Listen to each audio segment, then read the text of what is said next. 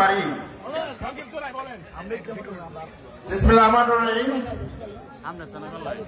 আজ আমাদের প্রিয় নেতা মরহুম এটিএম ওলি আশরাফ সাহেবের 31তম জন্মবার্ষিকী, মৃত্যুবার্ষিকী এবং আমাদের মাঝে তার মিলাদ মাহফিল ভূমিকা আয়োজিত এই মিলাদ মাহফিলের সম্মানিত সভাপতি আমাদের প্রিয় মানুষ আমাদের সত্তার ভাই মঞ্চ উপস্থিত আছেন, আমারই সুযোগ্য কন্যা রেখা ওয়ালি এবং উক্ত পরিবারের সম্মানিত সদস্যবৃন্দ, আমার পাশে আছেন আমার প্রিয় নেতৃবৃন্দ ও প্রিয় এলাকাবাসী, আসসালামু আলাইকুম।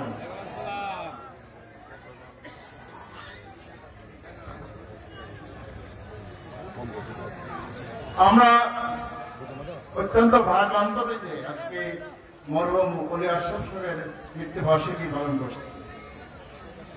উনি ছিলেন একজন ভারতজন্ম পুরুষ। পৃথিবীতে খুব কমই সৌভাগ্যবান পুরুষে যেখানে জন্মগ্রহণ করে সেই দেশ ধন্য হয়ে যায়। উনি ছিলেন অত্যন্ত নিরহংকার, মেধাবী এবং পরিশ্রমী মানুষ। ওনার চিন্তা চেতনা ছিল বাঞ্ছাপুরের উন্নয়ন করা। ওনার মুক্তিযুদ্ধে ওনার অবদান ছিল যেটা আমাদের কল্পনার বাইরে। উনি যখন, আপনারা জানেন, ওনার বাড়ি হল আমাদের ডুমরাকান্দি গ্রামে। ওনার ফাদার ছিলেন রেলওয়ের একজন বড় একজন কর্মকর্তা। পরবর্তীতে মধ্যে আপনার ক্যালকাটা চলে গেছিলেন, ক্যালকাটা ওনারা চলে যান। পরবর্তী এই যে জনাব ওলি আশরাফ সাহেব প্রথম জীবনে যে লেখাপড়া করেন সেটা ছিল বরিশাল কলেজে, বিএম কলেজে। পরবর্তীতে তিনি ঢাকা ইউনিভার্সিটি আসেন।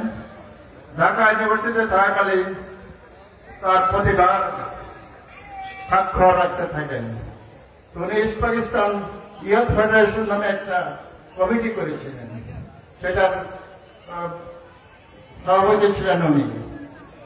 তারপরে একটা বেগার্স অ্যাসোসিয়েশন, ভিক্ষুকের অ্যাসোসিয়েশন, এরকম একটা কমিটি করছিলেন। আপনার সঙ্গে আশ্চর্য হবেন, উনি ভিক্ষুকদের উন্নয়নের জন্য ছেলেদেরকে নিয়ে মাঠে ময়দানে যেতেন এবং তাদের সাথে রাস্তাঘাট পরিষ্কার করে রাস্তা ঠিক করতেন। এরকম মহান নেতা কয়জন আছে? এই ওলি আশরাফ সাহেবের ব্যক্তিত্ব এবং তার যে কর্মকাণ্ড আমাদেরকে উৎসাহিত করে। আগামী প্রজন্ম আমরা তার থেকে শেখার আছে। আমরা কথা বলি না, মহাজ্ঞানী মহাজন যে পথে করেছে ভ্রমণ, সেই পথ লক্ষ্য করে শিবকীর্তি ধ্বজাধারী আমরা হব করণীয়। উনি আমাদেরকে শিক্ষা দিয়ে গেছেন, আমাদের তাকে অনুসরণ করি আগামী দিনে আমাদের পাঠশালাকে আমরা মসৃণ করি।